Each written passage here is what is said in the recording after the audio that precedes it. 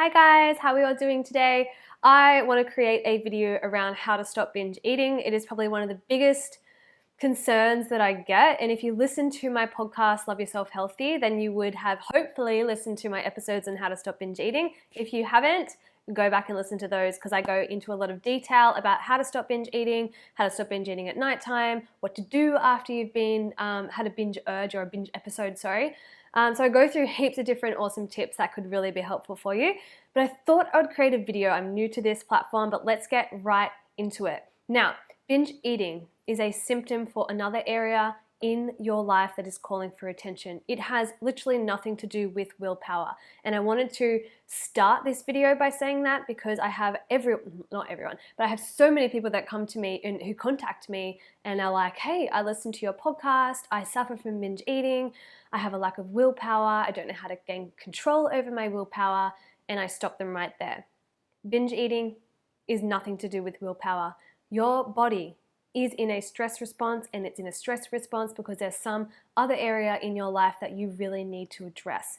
So let's go through my top 5 beat binge eating steps that I want you to take. Number 1 is your food amount. Are you eating enough calories in the day? If you are not eating enough calories in the day, then you are going into the stress response. The body thinks that it is in a famine, and what happens is that it sends signals of hunger until it gets the amount of food that it wants to eat. Okay, so picture this, right? Your body is at this kind of level in the day. It needs this amount of fuel to fill it up. You give it this amount of fuel, and it goes, what's happening? What's happening? I'm in a famine. Boom, I need you to eat. It goes back up to this level. You do that same thing the next day. It's down here. It needs to get back up to this level. It's going to send urges until it gets back up to that level. All our body wants is to be in balance. And when we reduce our food amount, the body knows this. It signals for you to eat more food. So have a think. Am I eating enough food in the day? No? Try to increase your food intake just a little bit and see if that helps you to make a difference. Now, the next area that I would always look at is balance of food. So your macronutrient balance. And our macronutrient balance refers to protein, carbs, and fat. So they are the 3 main nutrients that our body needs to feel really happy and comfortable in our body. Now, I don't know about you, but when I suffered from my eating disorder, I was petrified of carbohydrates. I would choose everything low carb. I would always go for the low carb option. I hated anything to do with like bread, grains. I would just steer clear of them. Pasta was not my friend, and I was super afraid of food. Now, once the body, again, it's exactly the same as our food amount. If the body signals there is a drop in a main macronutrient, it wants to get that nutrient in the body because it is important for it. It is crucial for our body to have that nutrient. So it will send signals of hunger once again. And these signals are signals of hunger. Like, just say that you are cutting out carbohydrates in your day. When those urges come in, it's not, the brain is so intelligent. It's more intelligent than we know, but it's not I don't want to use the word intelligent. It's not specific enough to tell you, hey, you're lacking in carbohydrates. Go and have some quinoa, go and have some brown rice, go and have a sandwich. It's not specific enough to tell you exactly what it's lacking. So what usually happens is that we have these urges for anything, and usually it's whatever we can get our hands on. And it's usually those more naughty, I say quote unquote, I don't like using the words naughty, more pleasurable kind of sugary foods that we will start to binge on. So for this tip, I would always go back, have a look at your food and be like, where is my carbohydrate source? Where is my protein source? And where is my fat source? I can do a whole other video on macronutrients. So if you want me to do that, comment down below and I will make that for you. Because I think the hardest thing is that sometimes we don't know what to eat. We don't know what food has carbs, what food has protein, what food has fat.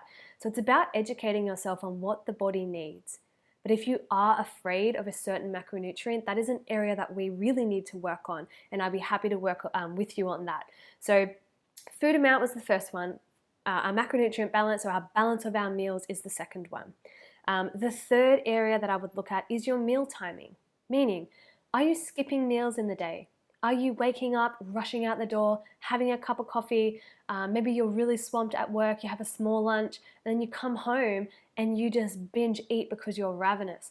And maybe you're not meaning to skip meals. You're not quote unquote dieting. You're not trying to reduce a main macronutrient. But what's happening is that you're not present as soon as you wake up. You're not listening to your body's hunger. You're missing out on those cues because you just go and completely focused on going through your day. Now what happens is when we skip meals in the morning or have a really small amount of food, once again, what do you think I'm going to say? Stress response is triggered. Now, when we are in the stress response, our body goes into some degree of digestive shutdown. We do not calorie burn or metabolize efficiently. We do not assimilate our nutrients efficiently. And what happens is we release insulin and cortisol. They are our stress chemicals. They signal the body to store weight, store fat, and not build muscle. So the reason that it does that is because it's in survival mode. Now, the brain cannot determine between a real and a perceived threat. So low calories, lack of macronutrients, skipping meals, having an irregular meal timing is enough to trigger the stress response.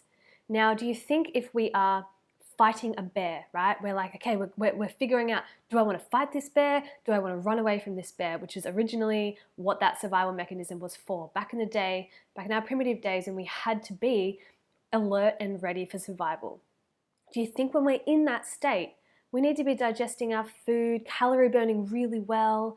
And think about it, we didn't have a large food source available to us when we were in our primitive state. So the body developed this incredible evolutionary mechanism to help us survive. When it realizes there's a lack of food amount, it holds on to body weight. It doesn't calorie burn as quickly because it needs that food. When we go into survival mode and we think, okay, we need to be prepared for this threat, we need to fight or flight, it doesn't want to digest. All of that energy goes to our external limbs and it's ready. So we really need to focus on that when it comes to food amount, when it comes to macronutrient balance, and when it comes to the meal timing.